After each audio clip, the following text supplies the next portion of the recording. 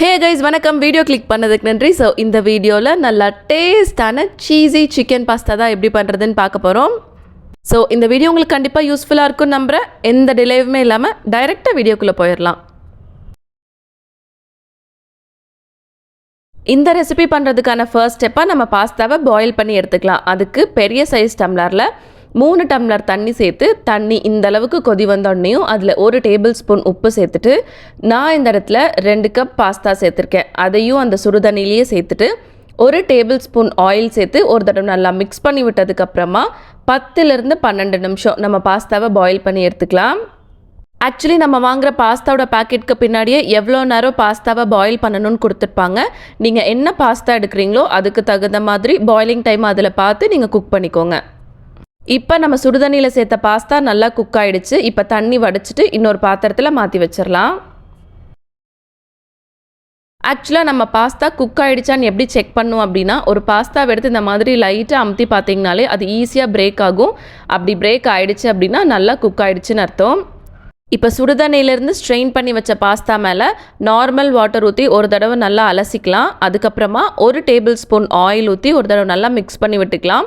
அப்போ தான் பாஸ்தா உதிரி உதிரியாக ஒன்றோட ஒன்று ஒட்டாமல் இருக்கும். அதுக்காக அடுத்த ப்ராசஸாக நம்ம சிக்கனை ரெடி பண்ணிடலாம். அதுக்கு ஒரு கடாயில் 4 டேபிள் ஸ்பூன் ஆயில் நல்லா சூடானதுக்கப்புறமா 4லேருந்து 5 பல் பூண்டை சின்ன சின்னதாக கட் பண்ணி உள்ளே சேர்த்துட்டு ஒரு தடவை நல்லா மிக்ஸ் பண்ணி விட்டுடலாம். இப்போ நம்ம சேர்த்த பூண்டு ஓரளவுக்கு நல்லா வெந்ததுக்கப்புறமா 1 மீடியம் சைஸ் வெங்காயத்தையும் உள்ளே சேர்த்துட்டு ஒரு 2 நிமிஷம் நல்லா சாட்டே பண்ணி எடுத்துக்கலாம். நம்ம சேர்த்த வெங்காயம் இந்த அளவுக்கு கண்ணாடி மாதிரி வந்ததுக்கப்புறமா இதுக்குள்ளேயே 400 கிராம் சிக்கன் சேர்த்துட்டு, சிக்கனுக்கு தேவையான அளவு உப்பு, 1 டேபிள் ஸ்பூன் உப்பு, 1 tablespoon chilli flakes, 1/2 tablespoon மிளகுத்தூளும் சேர்த்து ஒரு தடவை நல்லா மிக்ஸ் பண்ணி விட்டுக்கலாம்.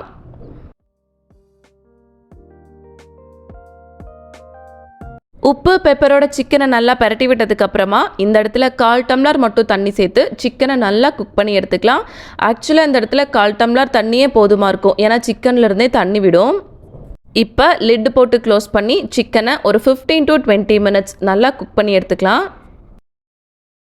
அப்ராக்சிமேட்டாக ஒரு 20 மினிட்ஸ்க்கு அப்புறமா லிட்டை ஓப்பன் பண்ணி பார்த்தோம் அப்படின்னா நம்ம சேர்த்த தண்ணி எல்லாமே வற்றி சிக்கனெல்லாம் நல்லா குக் ஆகிருக்கும். இப்போ இந்த ஸ்டேஜில் சிக்கன் வெந்துருச்சா, அதுக்கப்புறமா சிக்கனில் உப்பு இருக்கான்னு பார்த்துட்டு இதை தனியாக இன்னொரு பாத்திரத்தில் மாற்றி வச்சிடலாம். அவ்வளோதான். இப்போ நம்மளோட ஒயிட் சாஸ் சிக்கன் பாஸ்தாக்கான சிக்கன் ரெடி ஆகிடுச்சு. அடுத்து நம்ம ஒயிட் சாஸ் பண்ண ஸ்டார்ட் பண்ணிடலாம். அதுக்கு ஒரு அகலமான கடாயில் 2 டேபிள் ஸ்பூன் பட்டர் ஆட் பண்ணி பட்டர் நல்லா உருகி வந்ததுக்கப்புறமா 4லேருந்து 5 பல் பூண்டு சேர்த்து ஒரு தடவை நல்லா சாட்டே பண்ணிக்கணும். நம்ம சேர்த்த பூண்டு நல்லா கோல்டன் ப்ரௌன் கலரில் குக் ஆனதுக்கப்புறமா இந்த ஸ்டேஜில் அடுப்பை சிம்மில் வச்சுட்டு 2 டேபிள் ஸ்பூன் மைதா மாவு சேர்த்து கட்டியே இல்லாத அளவுக்கு நல்லா மிக்ஸ் பண்ணி விடணும்.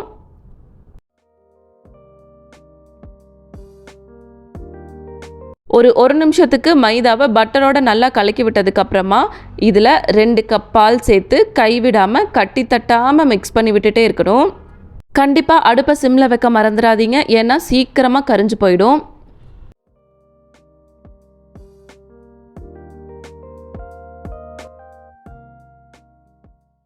இப்போ பாலை நல்லா மிக்ஸ் பண்ணி விட்டதுக்கப்புறமா இதிலேயே 1/4 table spoon pepper, 1/2 table spoon oregano, 1 tablespoon chilli flakes, 1/2 tablespoon உப்பு சேர்த்து நல்லா மிக்ஸ் பண்ணி விட்டுக்கலாம்.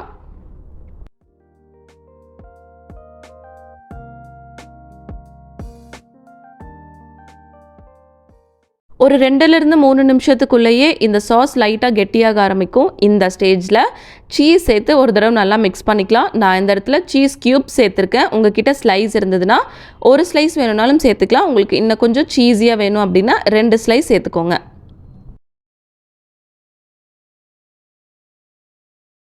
2லேருந்து 3 நிமிஷத்துக்குள்ளேயே நம்ம சேர்த்த சீஸ் எல்லாமே உருகி சாஸ் இந்த அளவுக்கு திக்காயிருக்கும். இப்போ இந்த ஸ்டேஜில் சாஸில் உப்பு இருக்கான்னு பார்த்துட்டு அதுக்கப்புறமா நம்ம ரெடி பண்ணி வச்சுருக்க சிக்கனை உள்ளே போட்டு ஒரு தடவை நல்லா மிக்ஸ் பண்ணி விட்டுறலாம்.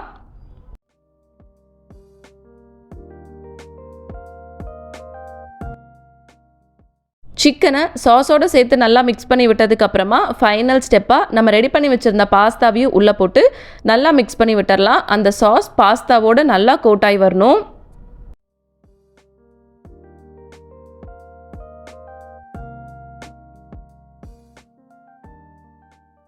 அவ்வளோதான், நம்மளோட சீஸி சிக்கன் பாஸ்தா செம்ம டேஸ்ட்டாக ரெடி ஆகிடுச்சு. நீங்களும் இந்த ரெசிபியை இதே மாதிரியே வீட்டில் ட்ரை பண்ணி பார்த்துட்டு எப்படி இருந்துச்சுன்னு கமெண்ட்டில் சொல்லுங்கள், நானும் தெரிஞ்சுக்கிறேன். ஸோ இந்த வீடியோ உங்களுக்கு கண்டிப்பாக ஹெல்ப்ஃபுல்லாக இருக்கும்னு நான் நம்புகிறேன். இவ்வளோ நேரம் என் வீடியோ பொறுமையாக பார்த்த எல்லாத்துக்கும் ரொம்ப நன்றி.